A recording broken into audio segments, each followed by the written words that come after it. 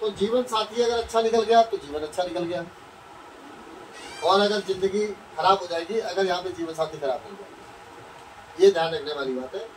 ये भाव, हाँ ये भाव सबसे महत्वपूर्ण भाव है लगन के बाद।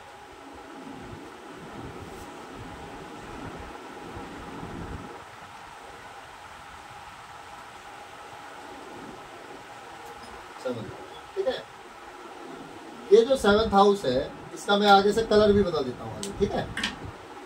7th हाउस जैसे मैंने बताया पति पत्नी का है। फॉर एग्जाम्पल किसी का भी पति पत्नी का झगड़ा हो गया है पति पत्नी के बीच में, तो हमें इसको देखना है। किसी की शादी नहीं हो रही तो इसको देखना है। किसी की हो के कोई मिसहैपनिंग होगी तो भी इसी को देखना है, ठीक है। और हमारी जन्म पत्रिका में सबसे ज्यादा खराब भाव माना गया है ये, इसको कहते हैं, हाँ इसको कहते हैं मृत्यु का भाव, लेकिन मैं इसे कहूंगा आयु का भाव। क्योंकि मैं जो आपको समझा रहा हूं मैं उस तरीके से समझाऊंगा कि आयु का भाव, क्योंकि पहले आयु होगी तो मृत्यु होगी ना भाई। मृत्यु तो जीवन में एक बार होनी है, लेकिन आयु कितनी है इंसान की और उसका अंत किस प्रकार का होगा वो ये घर बताएगा। हालांकि इस घर से ससुराल भी देखा जाता है, इस घर से अचानक धन संपत्ति भी देखी जाती है, इससे बीमा भी देखा जाता है, जो इंश्योरेंस होता है ना वो भी यही से देखा जाएगा। ससुराल पक्ष आपका कैसा होगा ये देखा जाएगा। लेकिन ये भाव इतना महत्वपूर्ण है कि हम और आप जैसे ज्योतिषी भी इस भाव के लिए बहुत महत्वपूर्ण हो जाते हैं, या हमारे लिए ये बहुत महत्वपूर्ण हो जाता है। क्यों? क्योंकि ये भाव एक ऐसा भाव है कि ये अगर बलवान है तो आदमी डेफिनेटली ज्योतिषी हो सकता है। और भी शर्तें होती है जन्म पत्रिका में, लेकिन ये जो भाव है ये विशेष देखा जाएगा ज्योतिषी होने के लिए और आयु के लिए। अब उसके बाद चलते हैं 9वां घर। 9वां घर है भाग्य, इंसान का भाग्य। क्योंकि शरीर भी मिल गया, जीवन साथी भी मिल गया, सुख भी मिल गया, संतान भी मिल गई, बीमारी भी मिल गई, लेकिन अगर भाग्य बलवान है तो मुझे लगता है कि आदमी को हर चीज उसको इजीली मिल जाएगी। अगर ये भाव कमजोर है और ये भाव कमजोर है तो आदमी धक्के ही खाएगा जीवन में, ध्यान रखना। देखो आदमी 9th हाउस की बात है, मैंने नंबर लिखे ना, इसलिए मैंने नंबर आपको पहले भी बताया 1 2 3 4 5 6 7 8 9 10 11 और 12, क्योंकि नंबर मैंने उसी हिसाब से लिखे हैं कि भाव का नाम कहते हैं 7th भाव तो 7वां भाव, 8th भाव 8वां भाव, 9वां भाव भाग्य स्थान। तो मैं आपको एक चीज समझाता हूँ कि भाग्य का साथ मिलना बहुत जरूरी होता है। देखिए मेहनत तो आप भी कर रही हो, मैं भी कर रहा हूँ, एक मजदूर भी कर रहा है, लेकिन वो मजदूर ईंटें ढोने के वो 400 रुपये मिलता है, 200 की शराब पी जाता है। और जिसका भाग्य बलवान है वो खाली सिग्नेचर करने के करोड़ों अंदर कर लेता है, ऐसा होता है ना। तो इस भाव का मजबूत होना जरूरी है। अगर ये भाव जीवन में खराब है किसी का, यहाँ पे पाप प्रभाव है, यहाँ का मालिक अगर खराब स्थान में बैठा है तो जिंदगी खराब समझ लेना। क्योंकि भाव का मतलब इंसान को भाग्य का जब साथ ही नहीं मिलेगा तो क्या करेगा जीवन में? कुछ नहीं। ये है हमारा कर्म स्थान, इसको बोलते हैं कर्म स्थान, कर्म 10th हाउस। लेकिन ये पिता का घर भी है, ठीक है, ये पिता का घर भी है, कर्म स्थान भी है। हालांकि ये सास का घर भी देखा जाएगा, ये बहुत सारी चीजों के लिए। जन्म पत्रिका में सबसे ज्यादा राजयोग ये वाला घर बनाता है, बता दूंगा।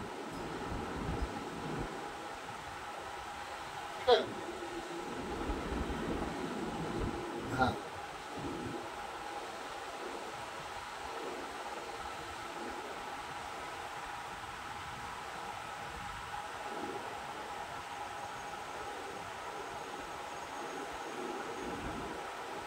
ठीक है, तो ये 10th हाउस पिता का है, क्योंकि माता के सामने पिता आ गया बिल्कुल 180 डिग्री पे, सबसे ज्यादा राजयोग यही घर बनाता है। मतलब इसी की जन्म पत्रिका देखनी है, बहुत पावरफुल होगी, कैरियर में बहुत अच्छी ग्रोथ अगर जीवन में मिली है तो इस घर की बदौलत मिलती है, ध्यान रखना। लगन शरीर अच्छा है, उसके बाद कर्म अच्छे हैं तो सब कुछ अच्छा है।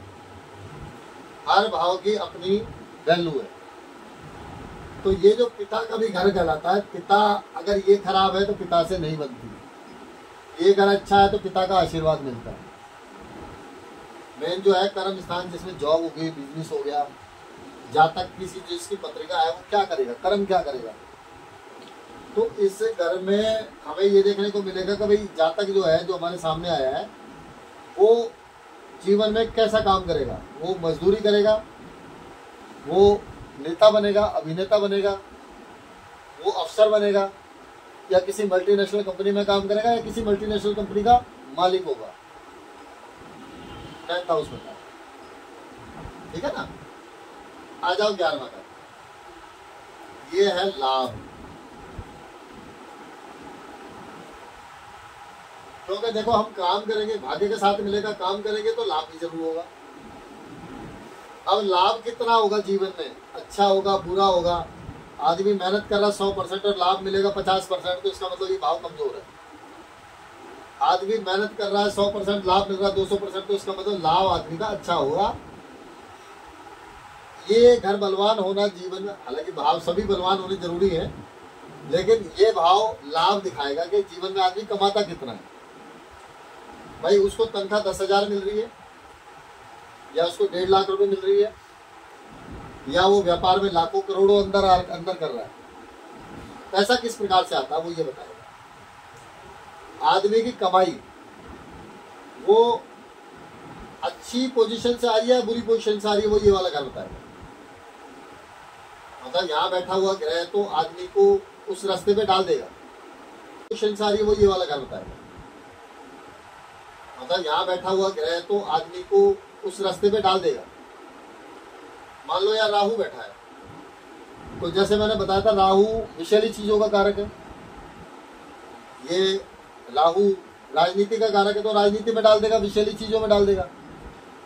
लेकिन यहाँ पे अगर राहु बैठा है तो ऐसा हो सकता है कि राहु बैठा हो, मंगल बैठा हो, शनि बैठा हो, केतु बैठा हो, तो ऐसा हो सकता है कि जातक बेईमानी का पैसा कमाए।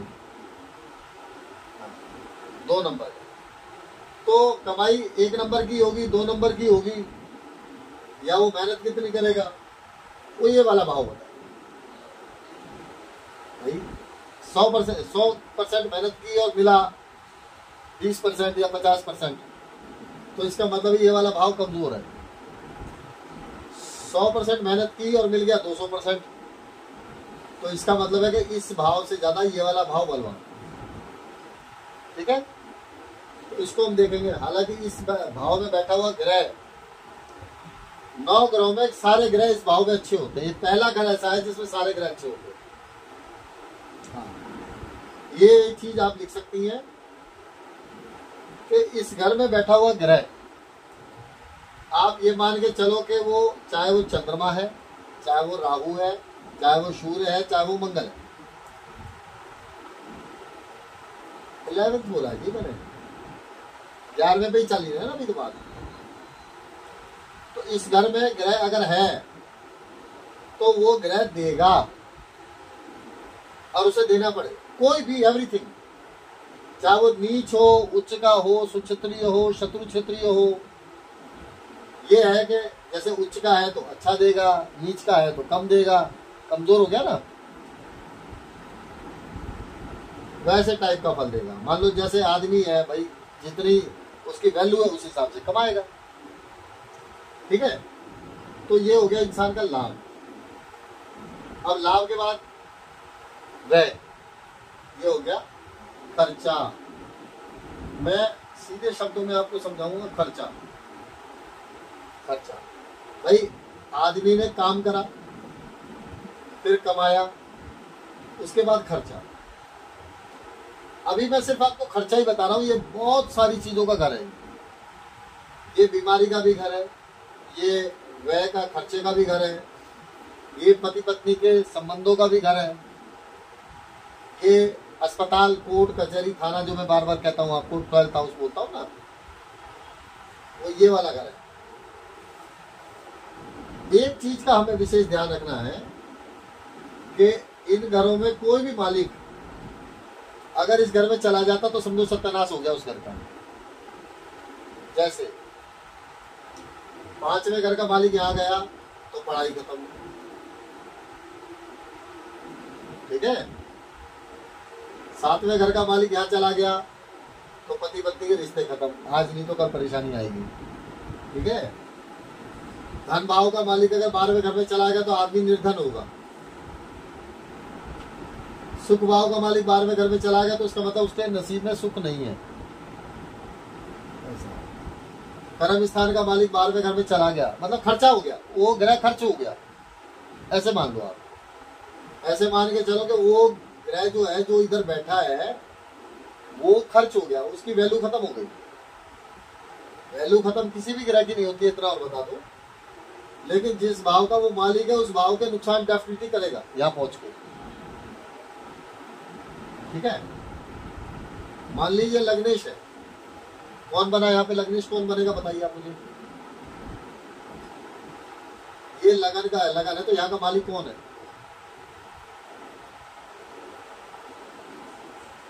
मालिक कौन बनेगा बताइए।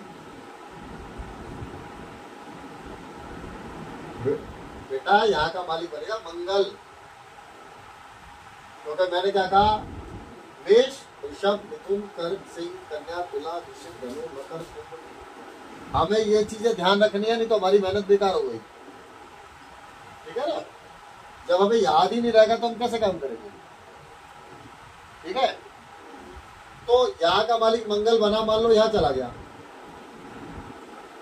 तो आदमी को क्या होगा? आदमी गुस्सा ज्यादा आएगा, आदमी परेशान रहेगा जीवन में, उसका शरीर खराब रहेगा और जीवन में समझो कि करेगा 100 मिलेगा 10, ये मान के चलो आप, ठीक है। तो ये वाला घर जो है, इस घर में किसी भी घर का मालिक अगर बैठ गया है तो परेशानी निश्चित आनी है। ये वाला भाव हम सबसे ज्यादा खराब मानते हैं। खराब ये वाला भी घर है, ये वाला भी घर है, वो वाला भी घर है। देखिए बताता मैं, ये है शुभ, ये है शुभ, अच्छे भाव, ठीक है। देखिए ये शुभ, फर्स्ट हाउस सबसे ज्यादा शुभ है, उसके बाद ये सेकंड शुभ है, फिर सुख भाव शुभ है। 2 नंबर किसका बताया था मैंने आपको? अरे बाबा इसका मालिक कौन बताया मैंने? 2 नंबर का मालिक कौन बताया आपको? विकास, विकास जी, विकास जी। हाँ तो वृषभ 2 नंबर की राशि वृषभ है ना। देखिए हाँ आगे ना, अब ये क्या है? ये क्या है? हाँ घर को बोलना, हस्बैंड या विकास जी नहीं बोलना।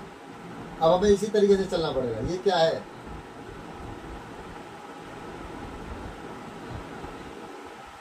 हाँ और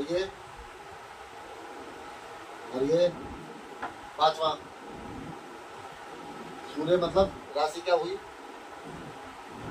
ऐसे बोलते हैं। अब 6 नंबर का नाम क्या हुआ? कन्या। 7वां